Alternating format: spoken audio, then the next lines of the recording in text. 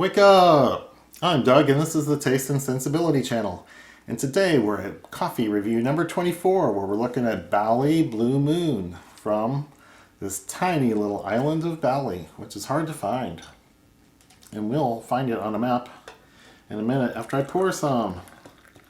So we want to get this stuff cooling off so I can taste things in a reasonable amount of time. Uh-oh, this cup's bigger. Oh, maybe that's good. So these will be cooling off while we're looking at the map. Now the book that I've been using, Coffee Obsession, doesn't even have Bali as a coffee growing region listed here, and it's got lots of maps. But it does show a little bit. So I've used this map before to show all the major islands in Indonesia. So this is Sumatra, Java, and Bali is this tiny little thing under the word Bali. And then we're going to be looking at Sulawesi and Papua New Guinea. But it's really hard to look at the details on Bali when it's so small. And I guess the book does have it when you look at the map of Java. Here's this little tiny thing over on the eastern side of Java, and the whole island is smaller than this one eastern coffee growing region in Java. So I went to Google Maps and blew up something. So here's the whole island, and the Kintamani Highlands, where this coffee's been grown, is this region here. So if you look at a relief map, there's definitely a mountain here and a lake down at the bottom. So this is the region where the coffee comes from on the island of Bali, but it's very small. This is a tiny little thing, so they can't produce a lot of coffee physically because they're so small. So it's definitely a very specialized item. So I roasted this to a very dark extent, and the beans are all oily and shiny and big. Good roast, and I went all the way to dark based on discussions I saw on another coffee company's website talking about Bali Blue Moon. So we'll let these things cool off a little bit, but I do have a few details about the growing of the smoking beans Bali Blue Moon, which is grown from 1300 to 1700 meters. The varieties are Bourbon and Typica. As I mentioned, the Kintamani Highlands, and the process is wet hulled, as much of Indonesia is. Dried on racks and then hulled. And this is grown with tangerine and orange as shade trees, along with two things I'd never heard of, Erythina and Albizia. So those are the other crops that are grown along with the coffee to provide shade. They're probably an economic crop that are valuable, because that's the way they do things. So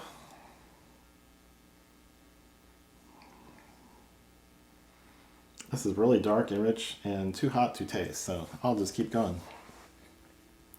I also made this as a cupped version and found fruity flavors that I wasn't expecting in an Indonesian like this, especially when roasted so dark. So I don't get them as much brewed automatic drip the way I did here. So I just cupped it with the water and all the grounds in together and then tasted it that way after the right amount of brewing time, and I was surprised at the fruitiness. Got some nice caramels and some chocolatey notes too. But this is a solid, dark, earthy coffee. And you can tell it's dark and rich right here. Wow. Yep. I'm getting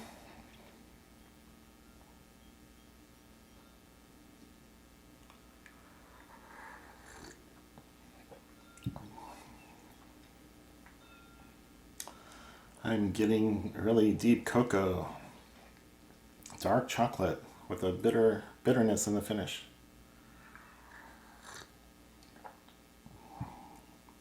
The earthiness is right along with that. There's an earthiness besides the cocoa notes. So those are kind of the base level notes. Then there's a little bit of hint of dark fruitiness up above it. It's much more evident on the cupped coffee. So if you did a French press or went through a metal mesh filter instead of paper, it might turn out a little bit more fruity. And not getting nearly the fruit I got when I did the cupping. And this has gone through a paper filter. So this does not have any top notes of floral or sweet or fruity, the little light fluffy things that fly around the top a lot of times. The sweetness is connected with caramel or lower, deep, rich things, deep, dark things.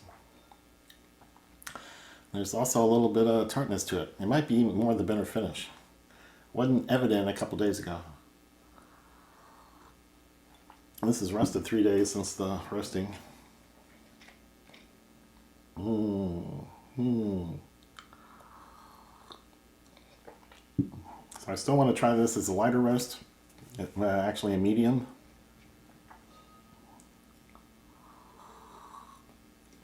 This is a nice, rich coffee with huge mid-body, full-bodied, bassy, earthy, substantial at the bottom. Cocoa and earthiness. It's a clean sort of earthiness too.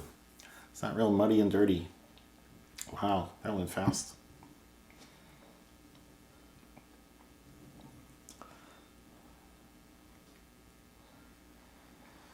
Back to the nose. There is something. It reminds me of fruit on the palate, on the nose now. So this is a chameleon. It's been going back and forth. Sometimes I get things, other times I don't.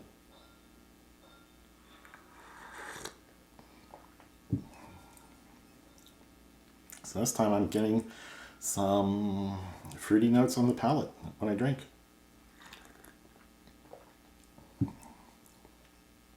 Maybe a melon.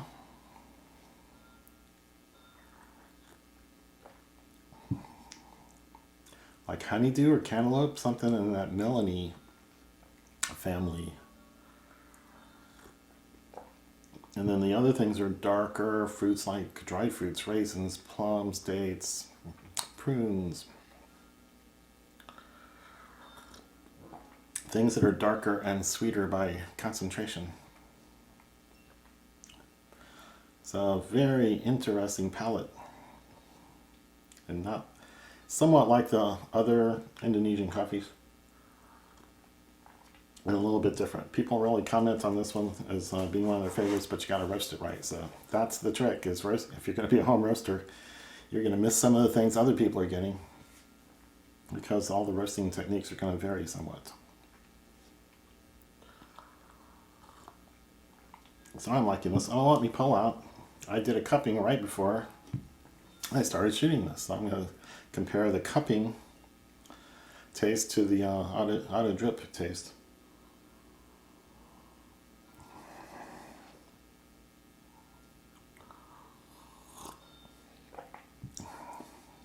Oh, wow. Yeah, there's definitely a pronounced caramel note. And the fruitiness is more prominent. It's the darker, the dried things, but there's more of it, and I'm not getting so much of that melon. And a lot of mud at the bottom. This is really nice and pleasant without the bitterness in the finish that I got here a little bit. So this would be very interesting to explore. You could get the smoking beans to roast it, and you can pick a roast level. So you can pick a couple of roast levels and see which one you like it better if you're not a home roaster. So they will roast it for you, and you can try it with lots of different brewing methods. Different things come out with different methods. So this has been a chameleon for me, and slippery to roast. But it finally turned out well. Because with cocoa like that, usually it turns into a chocolate milk bomb. When I add a little half and half,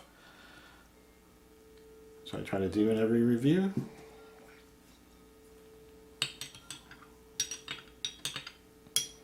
Edit, edit.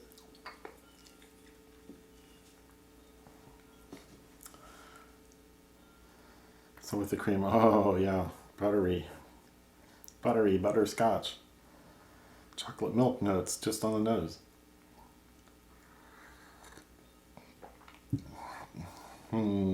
Yes. Chocolate milk bomb. Buttery chocolate milk bomb.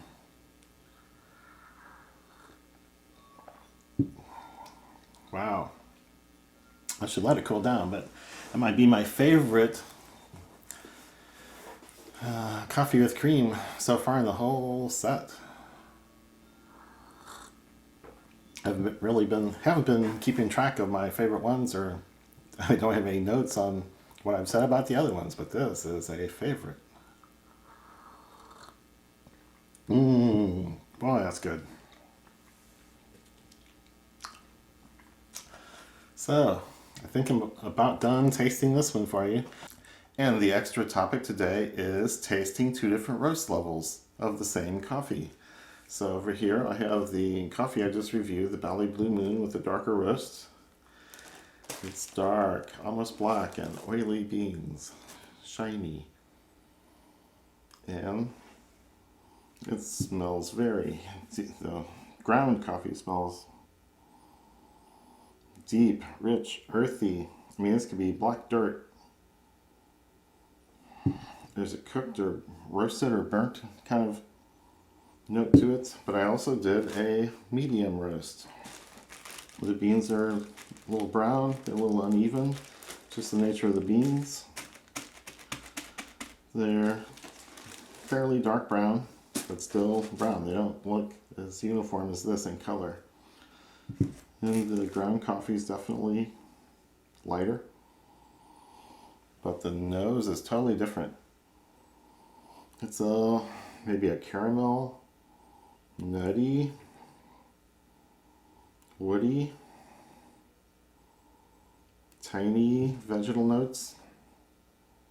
They don't really stick out too far. So after I tasted this, I had one disaster that didn't work out right, and I did this one dark and successfully, and then tasted it and thought, well, they're right. This is not all that it's different and nice, but it's not the best coffee I've ever had. And I tried a lighter roast of it, and it had some really good notes that are really much more in my wheelhouse. So I thought, well, this is a good example to use for tasting two different roast levels and finding out what the differences actually are. So we're going to go into it.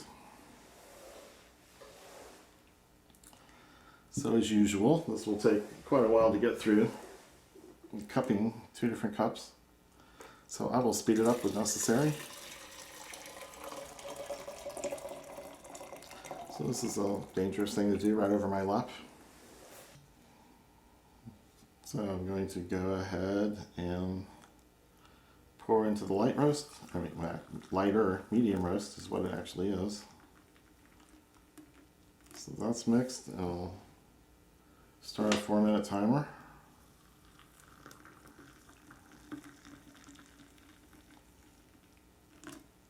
And that one.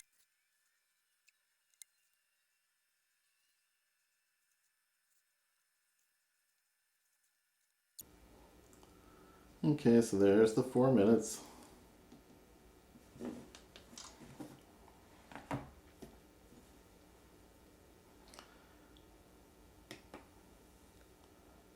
Mix everything up.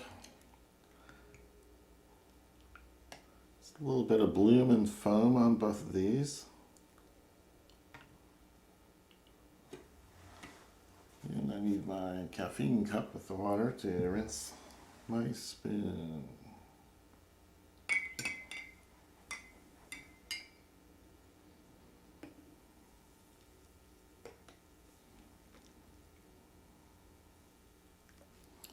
Well, these dark roasts are terrible in cuppings because the pieces aren't very dense. They all float to the top.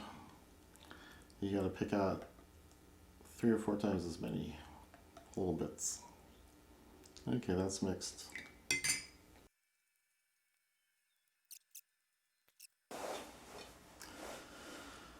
Okay, note to future self.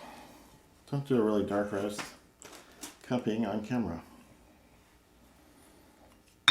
Plan B,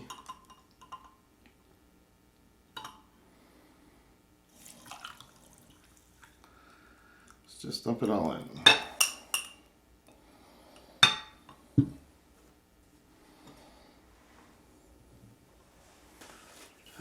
Okay, back on track.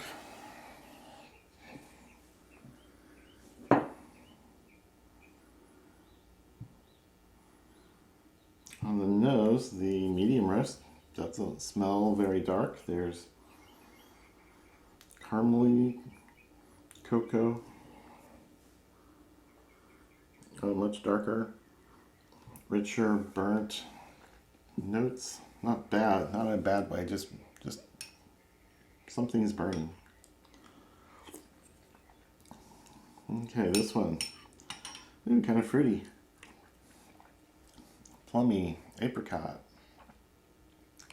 light fruit, kiwi. Not as tart as a kiwi, not as sweet as a kiwi.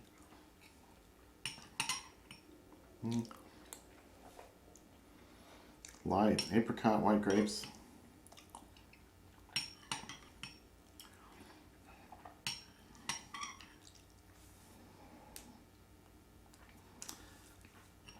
And it's right on the arrival. High up fruit notes. Maybe even a floral character. It's light and hidden. It's isn't all that hot, so it's not the temperature hiding it, it's the complexity of the coffee, or the roast, or the processing. Over here, oh wow, just dark, earthy cocoa. None of the higher notes are there.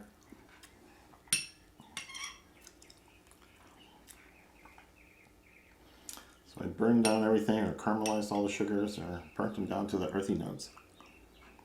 So earthiness and cocoa, that's all I get on the dark side.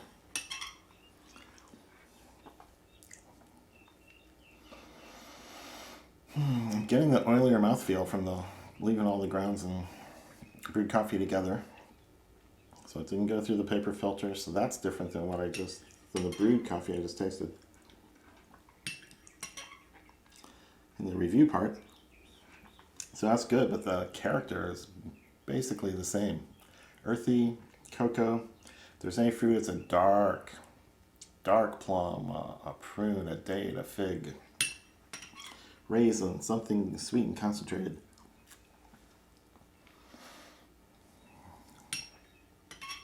And there's not that much sweet. It's just the fruit part, the dark of the fruit part. Over here, there's a lot more going on. The fruits are lighter. It's caramely, not just cocoa and chocolate.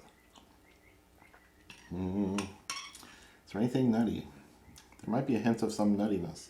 Pecan or almond. The sweeter notes are louder.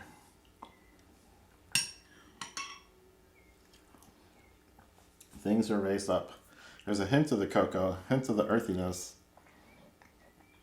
but most of the volume on this medium roast is up in the fruity part, in the higher end, in the mid palate. Maybe even floral and fruity arrival. So it's like two different creatures. I can barely connect them because I'm having them side by side. So the earthiness and cocoa are light here, with a big mid palate that's light to darker fruits. It's not strong on the prune, date, fig, raisin and stuff, but they're present. But it's not the first thing you notice. Wow. This is a more interesting mixture. It's got more stuff going on and they're all merged. They're all integrated into one unit, so it's hard to pick apart. But very interesting, very good. So, I stumbled onto the discussion and did most of my coffee roasting wrong. And the Smoke and Beans company knew to go medium and get more interesting things. So even a light roast would be real interesting to find out too. But I'm not that advanced. I only do a couple things. I can barely hit the target I'm looking for, so I will get better at roasting, just not during this series. So my coffee adventure just goes on and on and on. And I think next time we're going to hit Papua New Guinea and do 2 coffees from there. So as always, please like this video, give it a thumbs up, subscribe to the channel, click the bell to get notified, and leave some kind of comment or record or question down below. And we'll see you next time. So cheers.